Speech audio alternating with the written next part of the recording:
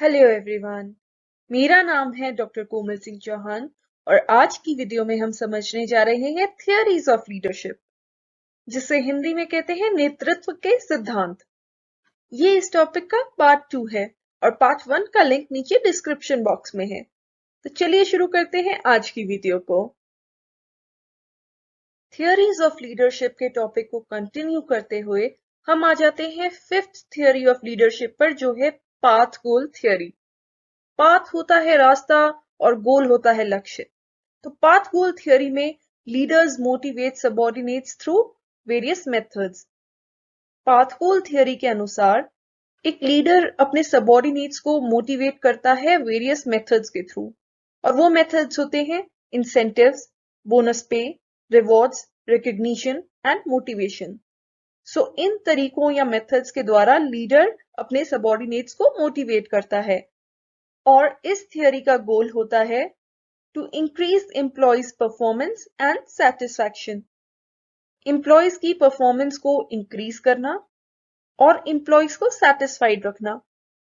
According to this theory, leadership motivates by making the path to the goal clear and easy by guiding and direction.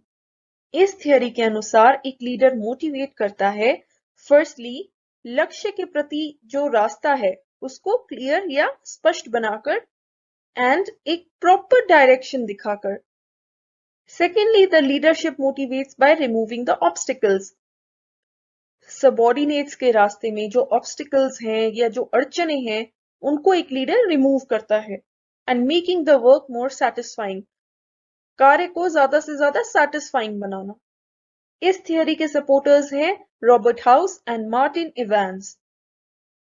तो path गोल theory के according एक leader को proper तरीके से guide करना चाहिए ताकि एक व्यक्ति अपने गोल्स तक पहुंच सके। The next theory of leadership is continuum theory. Continuum को हिंदी में हम कहते हैं निरंतरता। It was given by Robert Tannenbaum and Warren H. Schmidt in 1973. इस थियरी को दिया गया था रॉबर्ट टेननबॉम एंड वॉरेन शिमिट द्वारा सन 1973 में। And according to this theory, what type of leadership style is appropriate depends on the leader, the followers and the situation.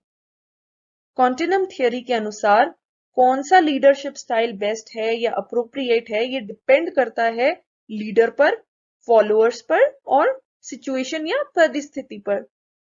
तो मतलब कि डेमोक्रेटिक स्टाइल बेस्ट है या ऑटोक्रेटिक स्टाइल बेस्ट है, ये depend करता है लीडर्स पर, फॉलोअर्स पर और परिस्थिति पर। सो देखिए, democratic style and autocratic style एक दूसरे के ऑपोजिट्स हैं। डेमोक्रेटिक स्टाइल में डिसीजन मेकिंग किसके साथ होती है? सबऑर्डिनेट्स के साथ होती है। और ऑटोक्रेटिक स्टाइल में डिसीजन मेकिंग किसके पास होती है? लीडर के पास होती है। So there are various styles of leadership from highly boss centred to lightly subordinate centred. Leadership के काफी सारे स्टाइल्स होते हैं। हाईली बॉस सेंटर्ड स्टाइल होता है ऑटोक्रेटिक स्टाइल और लाइटली सबऑर्डिनेट सेंटर्ड होता है democratic style. So the leaders should use a flexible style to deal with all the situations. Leader को एक फ्लेक्सिबल स्टाइल या एक लचीला स्टाइल यूज करने की जरूरत है जो कि हर सिचुएशन में कामयाब रह सके या हर सिचुएशन से डील कर सके।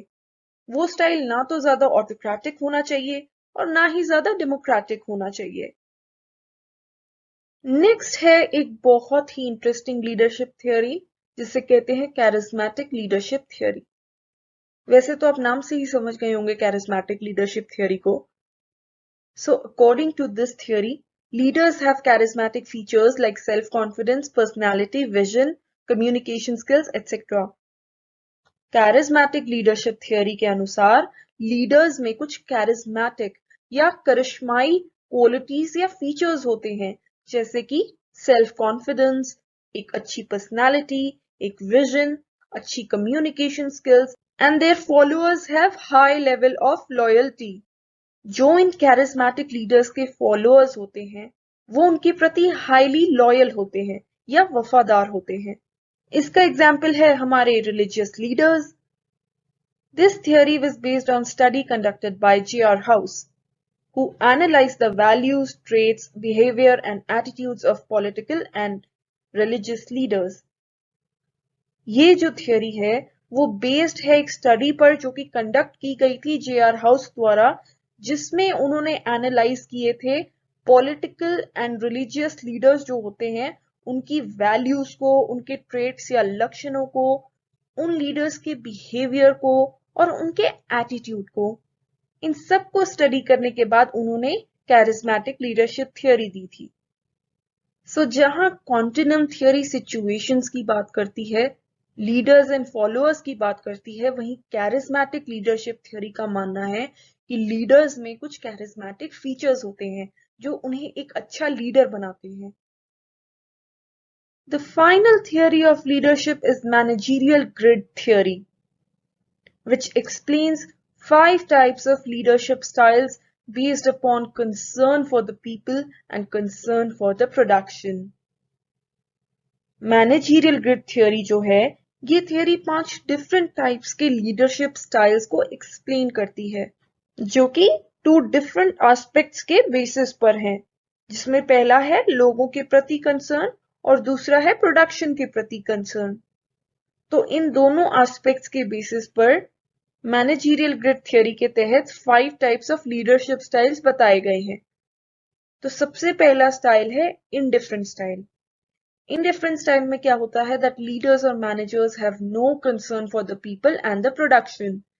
इस तरह के स्टाइल में लीडर्स का या मैनेजर्स का कोई भी कंसर्न नहीं होता है टुवर्ड्स द पीपल, लोगों के प्रति या प्रोडक्शन के प्रति. Their main concern is not to be held responsible for any sort of mistake. उनका मेन कंसर्न होता है कि किसी भी तरह की गलती के लिए रिस्पॉन्सिबल ना होल्ड किया जाना. अगर वो कोई गलती करते हैं तो उसके लिए वो रिस्पॉन्सिबल ना होल्ड किए जाएं. ये मेन कंसर्न होता है लीडर्स या मैनेजर्स का. नेक्स्ट लीडरशिप स्टाइल होता है डिक्टेटोरियल स्टाइल. इस तरह के स्टाइल में there is high concern for production and low concern for people. Production के प्रति तो हाई कंसर्न होता है लेकिन लोगों के प्रति लो कंसर्न होता है, कम कंसर्न होता है. There is no heed to employees needs pay in return for performance. Employees की जो जरूरतें हैं उसके प्रति कोई ध्यान नहीं दिया जाता, ना ही उन्हें प्रॉपर पे मिलती है उनकी परफॉर्मेंस के हिसाब से. और इस तरह के स्टाइल में there is punishment and strict rules to achieve organisational goals. Punishment का प्रावधान है, स्ट्रिक्ट रूल्स होते हैं ऐसे स्टाइल में ताकि ऑर्गेनाइजेशन के गोल्स को अचीव किया जा सके. फिर आता है स्टेटस को. स्टेटस को में there is some concern for both people and the production. इस तरह के स्टाइल में थोड़ा बहुत कंसर्न होता है लोगों के प्रति भी और प्रोडक्शन के प्रति भी. Manager tries to maintain balance between employees needs and goals of the organisation. एक मैनेजर जो है या लीडर जो है वो एम्प्लॉयज की नीड्स के प्रति एंड ऑर्गेनाइजेशनल के गोल्स के प्रति एक बैलेंस क्रिएट करता है so that कुछ हद तक एम्प्लॉयज की नीड्स भी फुलफिल हो जाएं और ऑर्गेनाइजेशन के गोल्स भी अचीव हो जाएं. उसके बाद आता है accommodating स्टाइल, जिसमें there is high concern for people and low concern for production. तो इस स्टाइल में लोगों के प्रति तो हाई कंसर्न होता है लेकिन प्रोडक्शन के प्रति कोई कंसर्न नहीं होता है या लो कंसर्न होता है, जिसकी वजह से there is focus on employee satisfaction. इस तरह की लीडरशिप स्टाइल में जो फोकस होता है वो होता है एम्प्लॉय के सेटिस्फैक्शन पर. एक एम्प्लॉय जो है वो सेटिस्फाइड होना चाहिए. ऐसा माना जाता है कि अगर एक एम्प्लॉय सेटिस्फाइड होगा और उसके कंसर्न को एड्रेस किया जाएगा तो इससे प्रोडक्टिविटी भी हाई होगी एक ऑर्गेनाइजेशन में. Then fifth type of leadership style is sound, in which there is high concern for both people and production. जो पांचवा लीडरशिप स्टाइल है मैनेजरियल ग्रिड थ्योरी के तहत उसको साउंड कहा गया है और इस लीडरशिप स्टाइल में लोगों के प्रति भी हाई कंसर्न होता है और प्रोडक्शन के प्रति भी हाई कंसर्न होता है. Managers encourage teamwork and commitment among employees. Managers जो हैं वो टीम वर्क को बढ़ावा देते हैं एंड वो एम्प्लॉयज के प्रति कमिटेड होते हैं। They make the employees feel a part of the organisation. जो लीडर्स हैं या मैनेजर्स हैं वो एम्प्लॉयज को ऐसा फील कराते हैं जिससे उन्हें लगे कि वो ऑर्गेनाइजेशन का एक पार्ट है, सो दैट वो मोटिवेटेड होकर कार्य कर सकें और ऑर्गेनाइजेशन के गोल्स को अचीव कर सकें। सो ये थे 5 types of leadership styles under the managerial grid theory. और इसी के साथ कंप्लीट होती है हमारी थियरीज ऑफ लीडरशिप। उम्मीद है आपको ये टॉपिक समझ में आया होगा। तो आज की वीडियो में इतना ही। प्लीज मेरी वीडियो को लाइक कीजिएगा, शेयर कीजिएगा और मेरे चैनल को सब्सक्राइब कीजिएगा। Thank you so much. आपका दिन शुभ हो।